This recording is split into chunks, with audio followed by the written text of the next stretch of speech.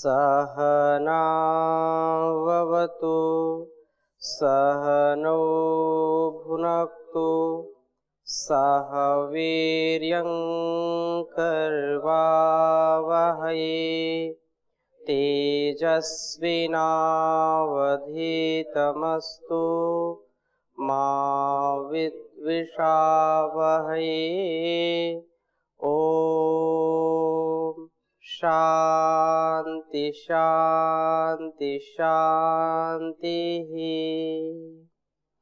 वैदिक जीवन पद्धति की इस कक्षा में आप सबका हार्दिक स्वागत है, अभिनंदन है। ब्रह्मचर्य का जो स्वाध्याय हम कर रहे थे, सारे मंत्र पूरे हो गए थे। इसी ब्रह्मचर्य गीत में आचार्य कुछ जिज्ञासुओं के प्रति, क्योंकि कितनी बार यहाँ पर ऊर्ध्वरेता बनने की बात कही गई, हमारा जीवन उच्च कोटि का हो, ब्रह्मचर्य से हम अपने जीवन को निरोग बना करके तन और मन के रोगों को मिटा करके दिव्यता युक्त जीवन व्यतीत कर सकें, इसलिए यह परम आवश्यक है। जो ऊर्ध्वरेता होता है उसी का जीवन ऐसा श्रेष्ठ बन सकता है। तो ऊर्ध्वरेता कैसे हो, कैसे हमारा ये जीवन श्रेष्ठ बने, हम ब्रह्मचर्य को धारण कर सकें, जिससे ब्रह्मचर्य हमको धारण कर सके। जब तक हम ब्रह्मचर्य का पालन नहीं करेंगे तब तक ऊर्ध्वरेता नहीं बन सकते हैं, हम संकल्पवान नहीं बन सकते हैं, हम अडिग चट्टान के जैसे नहीं बन सकते हैं। इसलिए हमारा यह अस्तित्व ऊर्ध्वरेता कैसे हो, पीछे मंत्रों में बहुत बार ऊर्ध्वरेता की बात आई है। तो ऊर्ध्वरेता कैसे बने, ये आज के युवक और युवतियों के लिए अत्यंत आवश्यक है। और अनेक प्रकार के लोग जब ऊर्ध्वरेता नहीं बन पाते हैं तो अनेक रोगों से ग्रसित हो जाते हैं। कुछ लोग ऐसे युवक युवतियों का शोषण भी करते हैं जो अनेक रोगों से ग्रस्त हो जाते हैं। उनको फिर अपने चंगुल में फंसा करके उसकी औषधि के रूप में या औषधि देने के लालच में या उसको ठीक करने के लालच में अनेक प्रकार से चारों ओर से उसको ठगते हैं, उसका धन भी और उसका धर्म भी नष्ट करते हैं। धर्म से तात्पर्य उसका जो कर्तव्य है, उसका जो उसकी पवित्रता है, उसको बहुत ज्यादा उसके साथ छल करते हैं। ये बहुत विडंबना है। इसलिए हम ऊर्ध्वरेता कैसे बने, ऊर्ध्वरेता बनने का क्या उपाय हो सकता है, तो इसमें आप इसको नोट करें और इसको एक एक शब्द को समझेंगे। ये आचार्य कह रहे हैं कि ऊर्ध्वरेता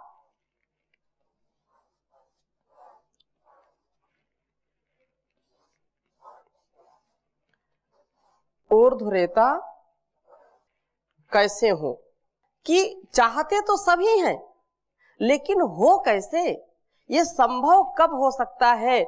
ऊर्ध्वरेता हम कब बन सकते हैं, जब हमारे अंदर की चाहना, हमारे अंदर का एक एक संकल्प यह करने के लिए लालायित हो कि नहीं, इसकी लगन लग गई, इसके प्रति दीवानगी जो है होनी चाहिए, तो वो कार्य संभव होगा।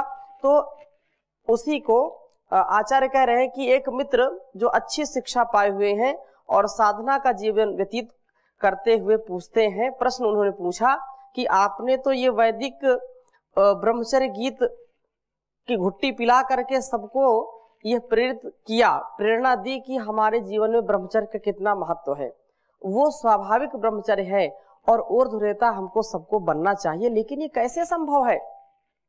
तो ऊर्ध्वरेता कैसे हुआ जा सकता है, क्या पूर्ण ऊर्ध्वरेता होना सर्वथा अस्खलित वीर होना संभव है, क्या यह संभव है कि हमारे जीवन में कभी भी हम स्खलित ना हो, कभी भी हम भटके नहीं, कभी भी हम एक जो है क्षण के लिए अपने ध्येय मार्ग से इधर उधर विचलित ना हो, ऐसा संभव है। योग साधना, आसन, प्राणायाम आदि क्रियाओं से इस विषय में पूर्ण लाभ हो जाता है, ऐसा सुना है।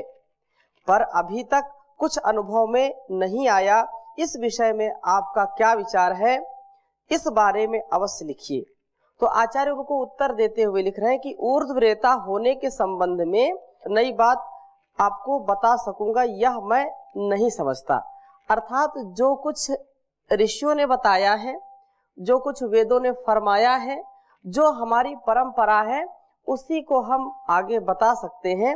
फिर भी क्योंकि मैं स्वयं इसके लिए यत्न कर रहा हूं और इसे सर्वथा संभव और शक्य समझता हूं, अतः अपना अभिप्राय संक्षेप में लिख भेजता हूं। संसार में जो भी समस्याएं हैं तो उनका समाधान भी है। कोई यदि प्रश्न है तो उसका कोई उत्तर भी है। यदि कोई अपने जीवन में सर्वथा हताश निराश हो जाए कि यह संभव नहीं है, तो ऐसा नहीं है। जो कहते हैं कि असंभव है, वो पूरी ठीक बात नहीं करते हैं। संसार में, समाज में, घर परिवार में अनेक समस्याएं आती हैं और जहां समस्याएं हैं वहां पर उनका समाधान भी होता है। यदि रोग है तो उसका निवारण भी है, और रोग है तो उससे पहले औषधि भी परमात्मा ने तैयार की हुई है। जैसे हमने कहा कि संसार में ऐसा कोई रोग नहीं जिसका निवारण ना हो।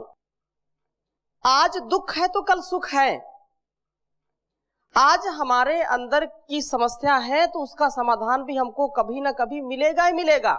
इसलिए हम अंतिम श्वास तक, अंतिम क्षण तक हम कभी भी ऐसी मन में बात ना रखें कि इसका कोई समाधान नहीं है। हजारों रोगों का उपचार जो संसार कहता था, संसार के विशेषज्ञ कहते थे इन रोगों कोई उपचार ही नहीं है, लेकिन परम पूज्य स्वामी जी महाराज ने उसको सिद्ध किया। और वो ऋषियों की परंपरा, वो हमारे वेदों की परंपरा। तो संसार में जब ऐसे ऊर्ध्वरेता ऋषियों ने इस ज्ञान को जिया है, इस जीवन को जिया है, तो हम भी जी सकते हैं। हम ऋषियों की बात करते हैं, हम भी ऋषि बन सकते हैं, हम भी ऊर्ध्वरेता हो सकते हैं। केवल हम महापुरुषों की कहानी ना पढ़ते रहें, उनकी कथाएं ना पढ़ते रहें, उनकी कथाएं न सुनते रहें, बल्कि हम ऐसा कार्य करें कि हमारी कथाएं बन जाएं। हमारे जीवन में ऐसी दिव्यता, ऐसा ऊर्ध्वरोहण होना चाहिए, ऐसे हम ऊर्ध्वरेता बने कि हमारा इतिहास लिखा जाए। केवल हम इतिहास पढ़ने वाले ना हो, हम इतिहास गढ़ने वाले हो, ऐसा जीवन हमारा होना चाहिए। यही बात यहां पर कही जा रही कि ऊर्ध्वरेता कैसे बने। ऊर्ध्वरेता ही इस समाज को नई दिशा दे सकता है। तो संक्षिप्त में यहां पर आचार्य लिख रहे हैं थोड़ा सा संक्षेप में कि ऊर्ध्वरेता होना मामूली दुनिया से उल्टा चलना है। यह बात ऊर्ध्वरेता बनना चाहने वालों को समझ लेनी चाहिए। बहाव के विरुद्ध बहना पड़ेगा। संसार भोगों की ओर बह रहा है तो आपको उससे विपरीत बहना पड़ेगा, क्योंकि बहाव में तो बह जाते हैं, बहाव में तो तिनका भी बह जाता है, पत्ते भी बह जाते हैं, लेकिन बहाव के जो विरुद्ध बहता है, उल्टी धारा, धारा से विपरीत जो पुरुषार्थ करता है, वही पौरुष है, वही पौरुष है। और जो बहाव में बह गया तो वो जो है पुरुष ही नहीं है, वो पुरुष ही नहीं है, वो नपुंसक है। जो अपने जीवन में अपनी इंद्रियों को नहीं नियंत्रित कर सकता है, जो भोगवादी दुनिया है उसके चंगुल में फंस करके जो स्वयं बह जाता है, इसका मतलब उसका कुछ सामर्थ्य काम नहीं कर रहा है। लेकिन जो बहाव में अडिग रहता है, स्थिर रहता है, उससे विरुद्ध बहता है, वही पौरुष है, वो पुरुष का पुरुषार्थ है। इसलिए ये दुनिया की जो चाल है उससे विपरीत चाल इसकी होनी चाहिए। इसलिए उसे आम दुनिया के पीछे चलना छोड़ देना चाहिए। उसे दुनियावी लहरों से बहने वाला नहीं, उनमें बहने वाला नहीं, किंतु आत्मनिष्ठ होना चाहिए।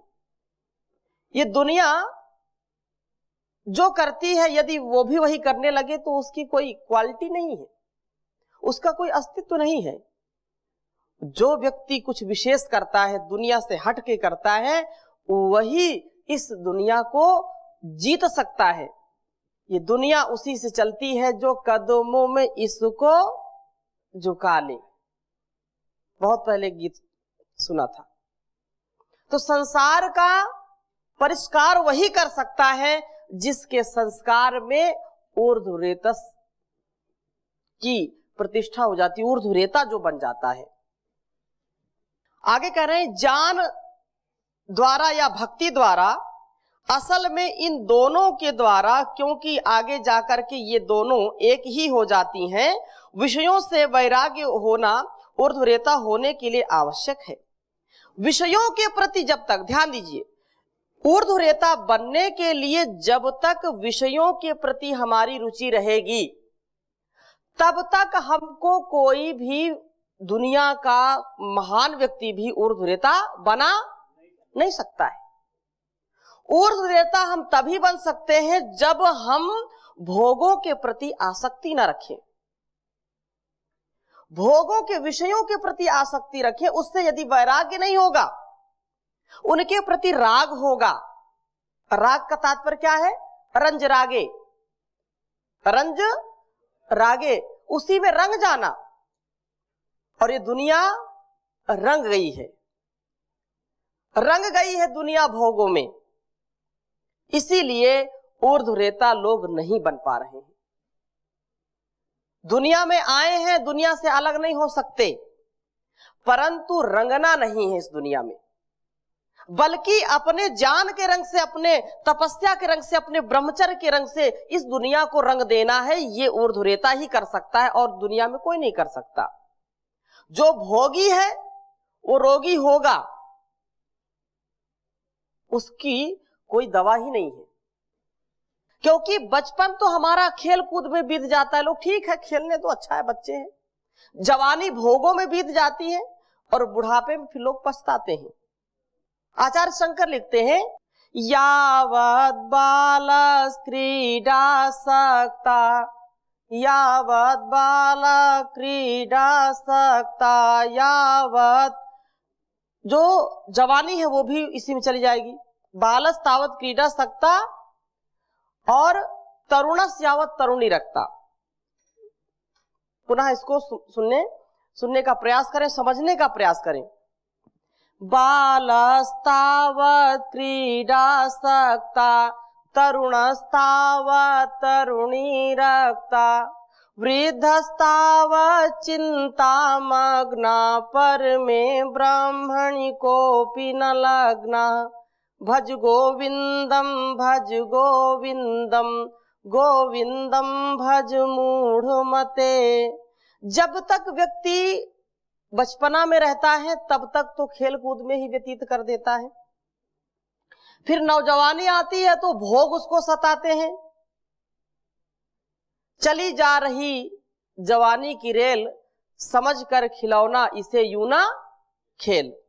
तो खेल खेल में इतना घालमेल हो जाता है कि उसको फिर ईश्वर से मेल कोई करा नहीं सकता। रेलम रेल है, ठेलम ठेल है यहां पर। तो इससे बचने का एक ही उपाय है कि हम ऊर्ध्वरेता बने और दुनियादारी से हम अलग रहें। बहुत उत्तम बात यह है कि कह रहे हैं कि विषयों से वैराग्य होना ऊर्ध्वरेता के लिए परम आवश्यक है। रंगना नहीं, उनसे वैराग्य करना, उनसे विपरीत चलना। किसी को जो है गेम खेलने का रंग चढ़ रहा है, किसी को जो है केवल चैट करने का, फेसबुक, व्हाट्सएप, ट्विटर और क्या चलता है, इंस्टाग्राम, पता नहीं क्या क्या और नाम होंगे। अधिकतम आज के युवक युवतियों का समय इसी में जाता है। ऐसे लोग कभी भी ऊर्ध्वरेता नहीं बन सकते, क्योंकि उसी में रंग रहे वो। यही रंग है, वो मनोरंजन है। मनोरंजन, रंगना, रंजन में भी रंजरागे धातु प्रयोग होगी, रंग जाते हैं उसी में। क्रिकेट, कोई क्रिकेट में रंग है, कोई कुश्ती के।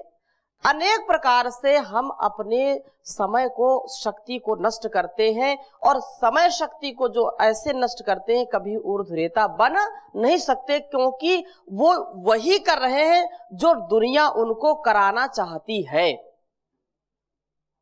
जिस ओर मोड़ना चाहती है दुनिया, उसी ओर जब व्यक्ति मुड़ेगा तो कभी ऊर्ध्वरेता नहीं बन सकता है।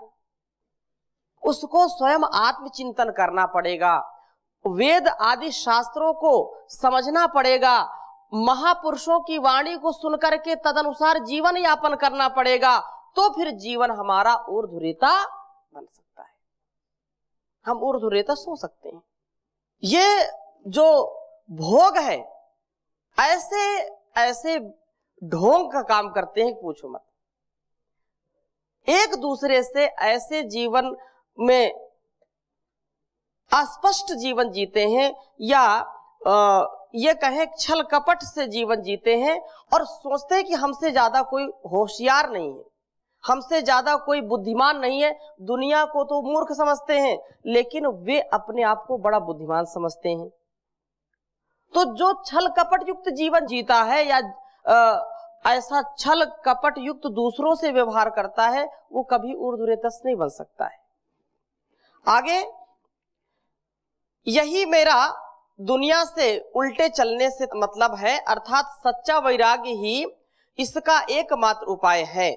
सच्चे वैराग्य के बिना ब्रह्मचर्य के लिए की गई सब अन्य बाह्य क्रियाएं हमें दूर तक नहीं ले जाएंगी।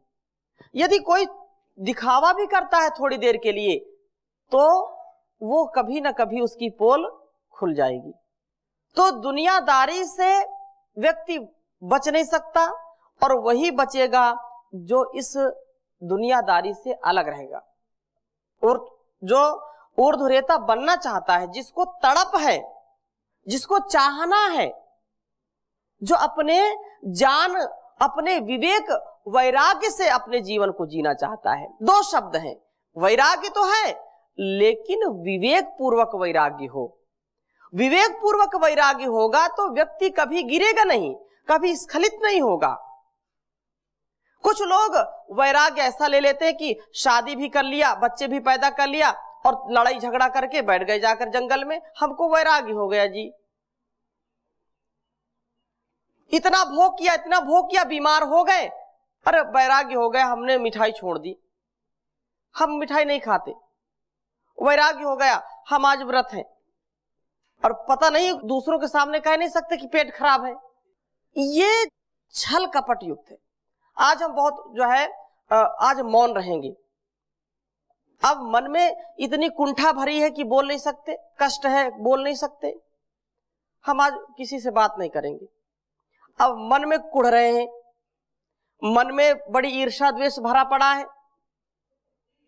बनावटी ऊपर से जो है भेड़िया जैसे शेर की खाल में ज्यादा दिन तक छिप नहीं सकता, ऐसे लोग जो बनावटी काम करेंगे वो विवेक पूर्वक उनका वैराग्य नहीं है।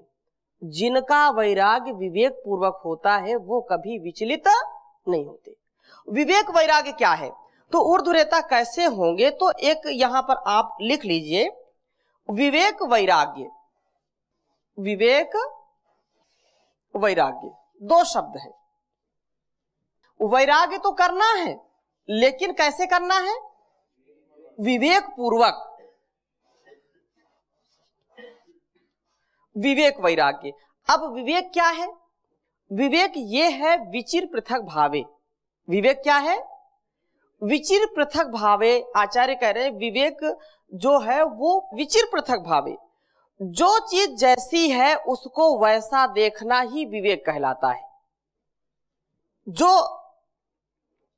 हमारे लिए कल्याणकारी उसको वैसा देखना, अकल्याणकारी है तो वैसा देखना, सुख को सुख के रूप में देखना, दुख को दुख के रूप में देखना, आत्मा को आत्मा के रूप में देखा, अनात्मा को अनात्मा के रूप में देखना। अनेक प्रकार से हम जैसा जो व्यवहार है वैसा ही जब करते हैं तो वही विवेक कहलाता है। दिन को रात और रात को दिन कहें, ये उचित है कि अनुचित है? ये विवेक कहेंगे कि अविवेक कहेंगे? अविवेक कहेंगे। भोग में हम जो है रोग प्राप्त हो जाते हैं, लेकिन उसी भोग में हम सुख देखें, पूरा सुख देखें, जबकि उसमें दुख मिलेगा। क्षणिक सुख है, दुख उससे ज्यादा है। शरीर के बनावट में, उसके रंग रूप को देख करके यदि हम विचलित हो गए, हमारे अंदर यदि विवेक उस समय नहीं रहा, विवेक शून्य हो गए, तो शरीर चाहे स्त्री का हो चाहे पुरुष का हो, शरीर तो शरीर है, केवल मांस का अंतर है कि परमात्मा ने कुछ अलग व्यवस्थाओं के कारण कहीं मांस ज्यादा किया, कहीं कम किया। शिशु को स्तनपान कराना है, शिशु को जन्म दे करके मां को पालना पोसना है, तो स्तनपान के लिए स्तन बना दिए। पुरुष में मनुष्य और स्त्री में कुछ अंगों का परिवर्तन हो सकता है और वो स्वाभाविक है, चाहे पशु हो चाहे पक्षी हो। लेकिन यदि हम उसके रूप रंग को देख करके, चाहे स्त्री पुरुष को देखे या पुरुष स्त्री को देखे, उसमें यदि भोग की भावना आती है, यदि उसमें लगता है कि ये तो सुख का सबसे बड़ा साधन है, तो ये उसका विवेक है कि अविवेक है? क्योंकि स्त्री का भी शरीर वही है, पुरुष का भी शरीर वही है। केवल कोई हो सकता है, कोई गोरा हो, कोई काला हो, कोई सांवला हो, कोई छोटा हो, कोई बड़ा हो, कोई पतला हो, कोई मोटा हो, लेकिन विवेक ये है कि सब में एक जैसा स्वरूप देखना।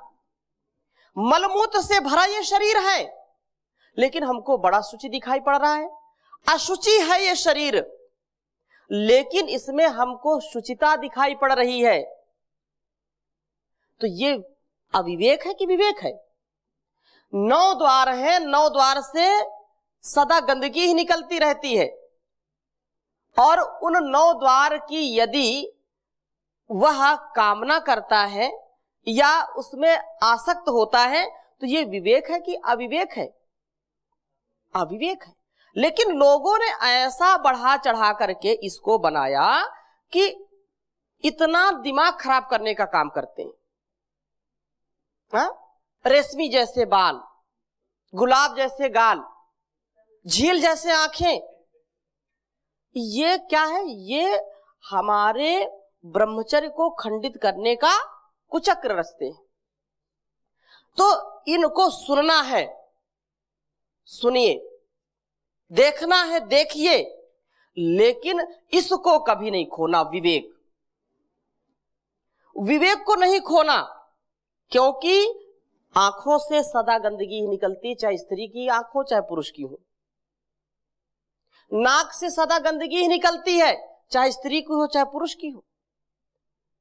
2 दिन 4 दिन जो है यदि मुंह न धोए वो, चाहे स्त्री हो चाहे पुरुष, उसके पास कोई बैठना पसंद करेगा?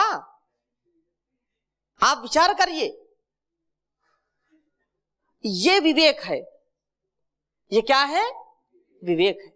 और विवेक पूर्वक जब वैराग्य होता है तो कभी भी त्रुटि नहीं होती। इन चीजों का अनादर भी नहीं करना, क्योंकि यदि ये ना हो तो हमारा स्नेह, परस्परता भी खंडित हो जाएगी, हमारा अस्तित्व भी नहीं रह सकता इसके बिना। कर्तव्य का पालन करना परम आवश्यक है। हम जिस कर्तव्य को कर रहे हैं वहां पर विवेक हो। वो यदि गृहस्थी है, दाम्पत्य जीवन जीता है, तो संतानोत्पत्ति करना उसका परम कर्तव्य है। ये विवेक है कि अविवेक है? विवेक है। लेकिन यदि वो असंयमित जीवन जीता है, भोग और वासना में केवल खेल खेल में यदि बच्चे पैदा करता है, विवेक पूर्वक यदि संस्कारित संतान को जन्म नहीं देता है, तो वो अविवेक है। और अविवेक पूर्वक संतान भी यदि जन्म लेती है तो वो भी अविवेकी होगी। विवेक पूर्वक वैराग्य रखिए, यदि गृहस्थ है तो वैराग्य पूर्वक संतान पैदा करिए। वैराग्य का मतलब क्या है? कर्तव्य पूर्वक, भोग के लिए नहीं। योग हो तो दिव्य संतान के लिए हो। हमारा जीवन विवेक पूर्वक है।